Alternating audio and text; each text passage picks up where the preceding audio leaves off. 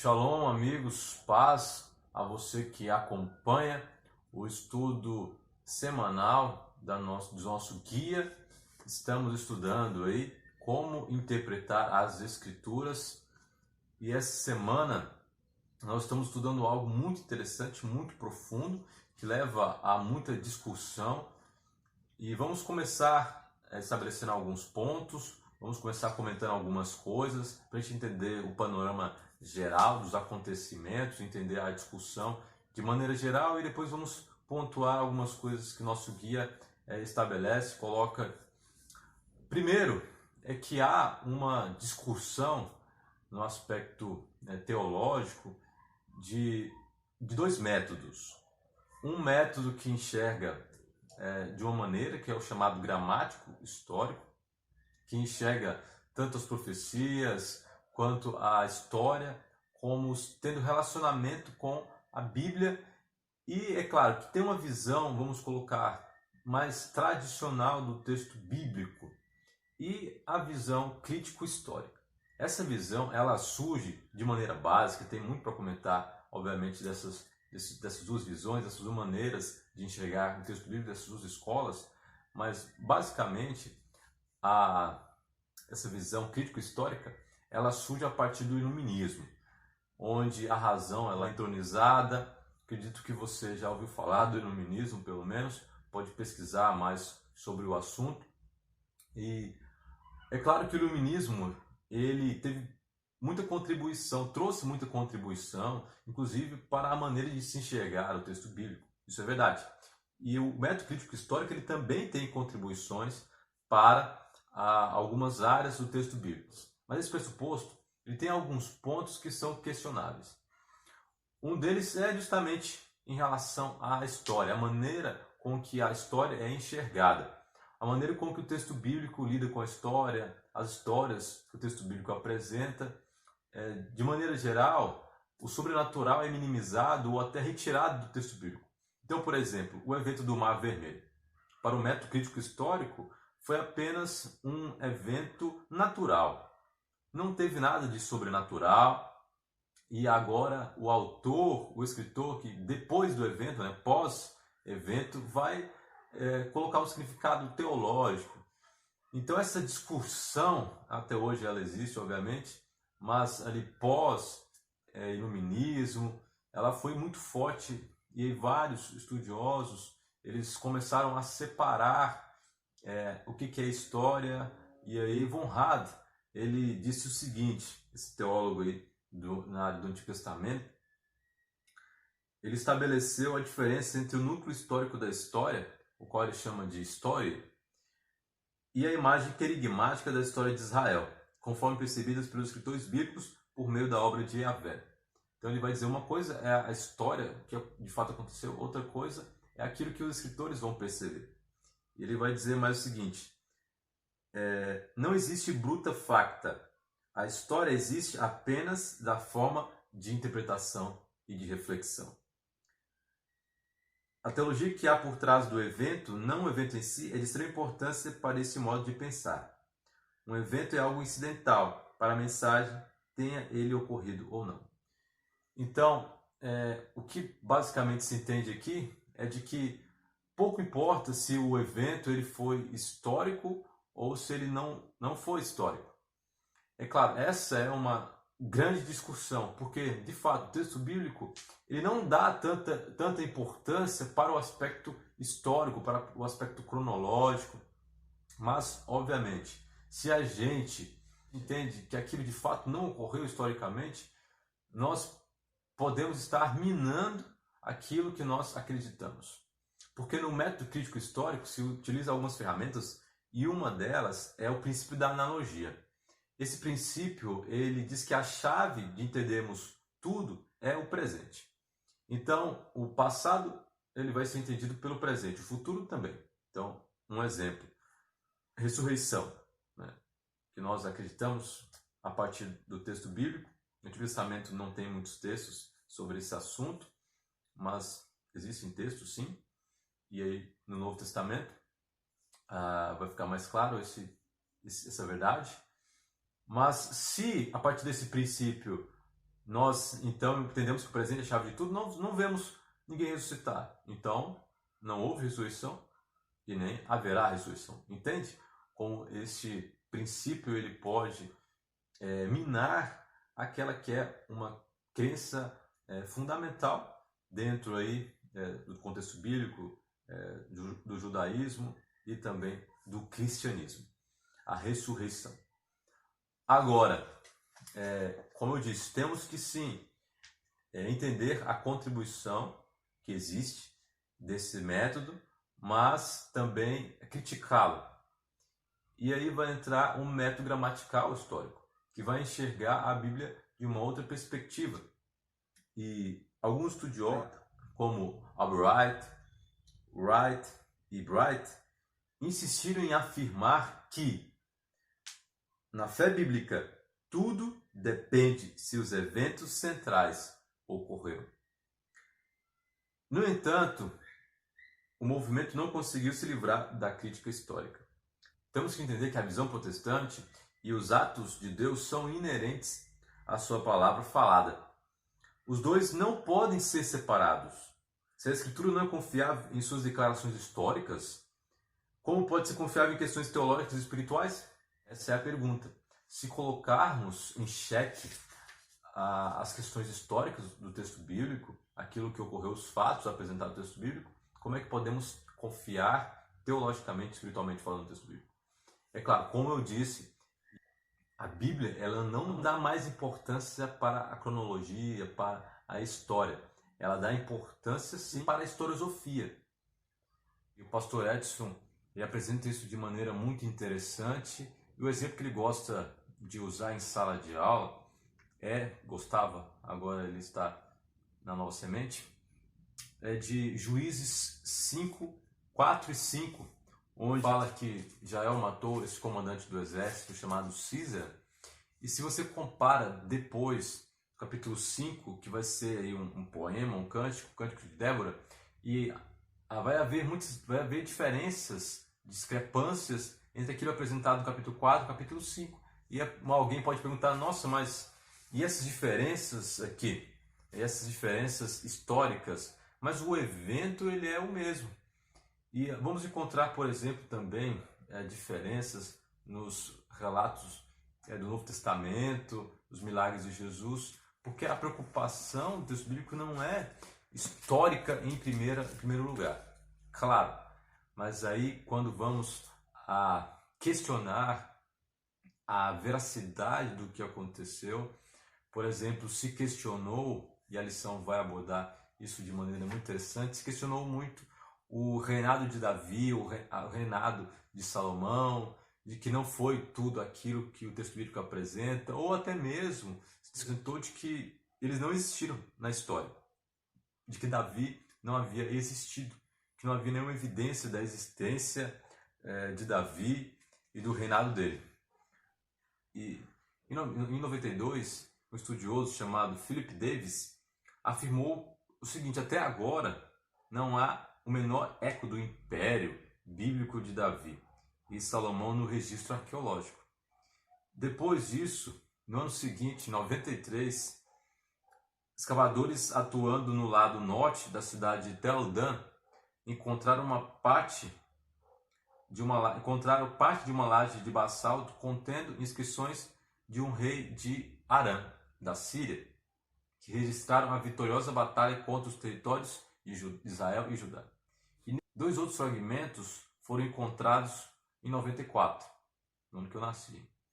A principal inscrição encontrada, que havia sido reutilizada em um muro posteriormente erguido fora dos portões da cidade, era do final do século IX, no tempo da monarquia dividida, Israel e Judá. A laje Dan registra essa vitória contra o rei de Israel e contra a casa Beit David, contra a casa de Davi. E você pode colocar na internet, você vai achar esse artefato arqueológico que demonstra que sim, Davi existiu, a casa, a dinastia de Davi existiu. Encontraram também no templo de Amon inscrições que fazem referência a Davi, escrito os enlevados de Davi. Hoje em dia existem poucos eruditos que afirmam que Davi não existiu. Pensemos, se Davi não houvesse existido, como isso afetaria toda a história do texto bíblico?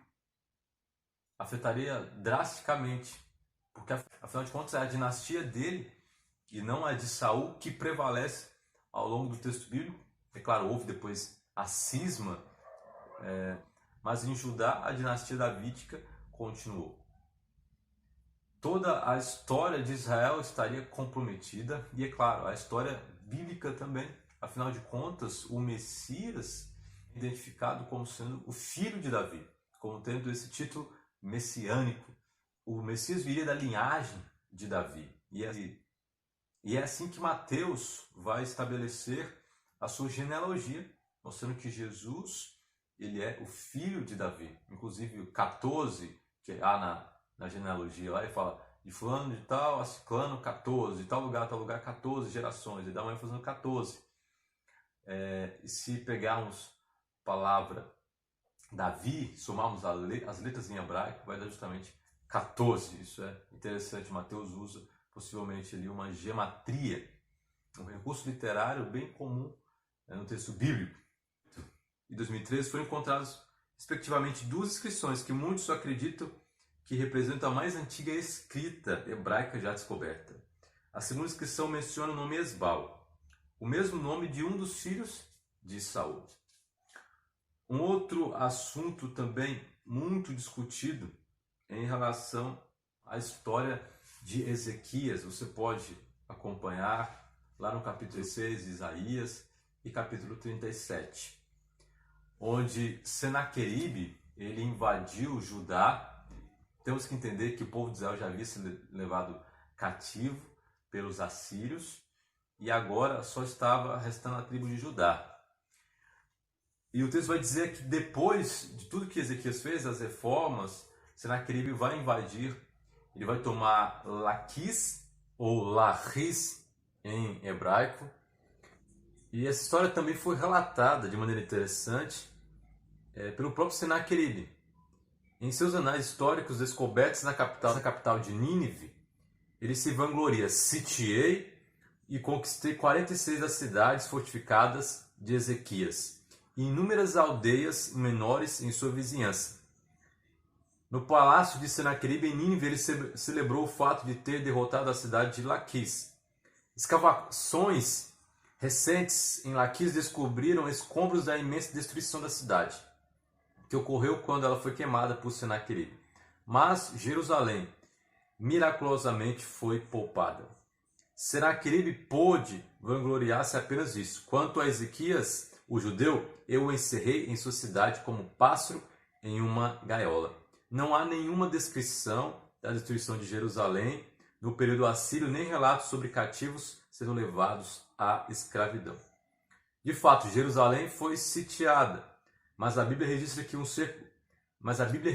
o cerco durou apenas um dia, porque um anjo do Senhor veio e destruiu 185.000 do exército assírio. O rei voltou para a Síria, lá segundo o texto bíblico, ele foi morto pelos próprios filhos, adorando os seus deuses.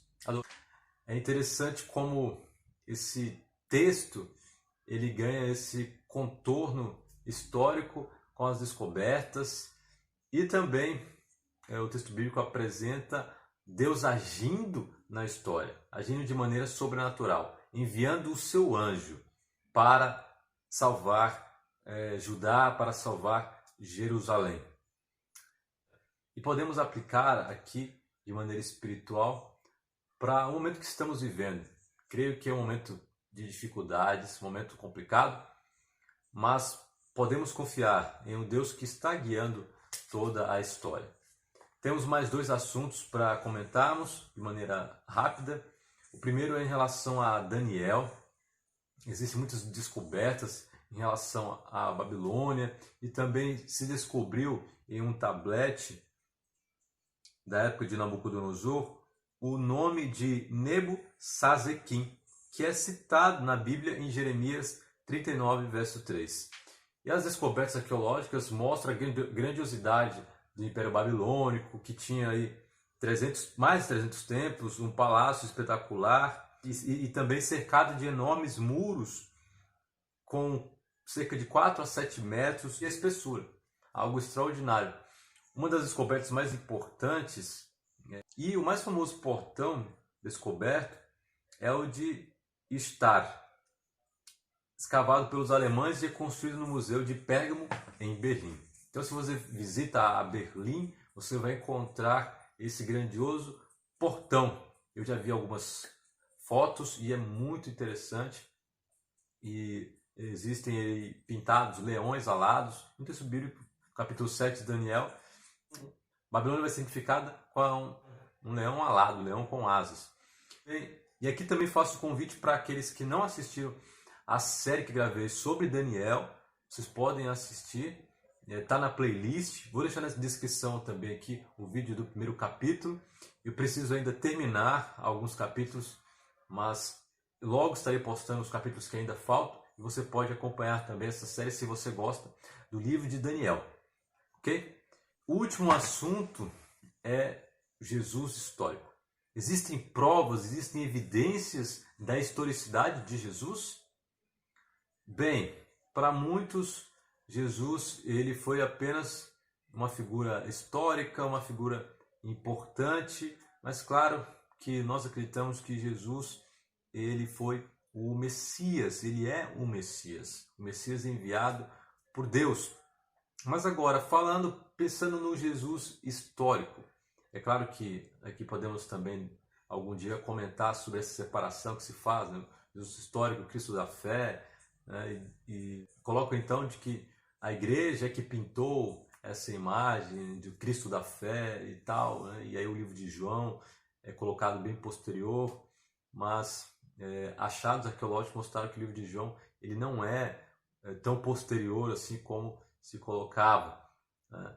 Que ele é sim possivelmente um escrito ali do ano 90, ano 100 depois de Cristo. Mas pensando em Jesus de maneira histórica, se existem provas, existem evidências sim, existem citações extra-bíblicas, fora da Bíblia, sobre Jesus. Uma delas é de Tácito, um historiador romano, e outras evidências são das pessoas que estavam relacionadas com a morte de Jesus, das pessoas que estão relacionadas com a morte de Jesus, Pôncio Pilatos e também o sumo sacerdote Caifás, são figuras históricas, com comprovação histórica. Então, Pôncio Pilatos, em 1961, se encontrou uma inscrição com esse nome. Governador da Judéia sob o império de Tibério César, Pôncio Pilatos. Essa pedra foi encontrada no teatro em Cesareia Marítima, cidade feita por Herodes, em homenagem a César.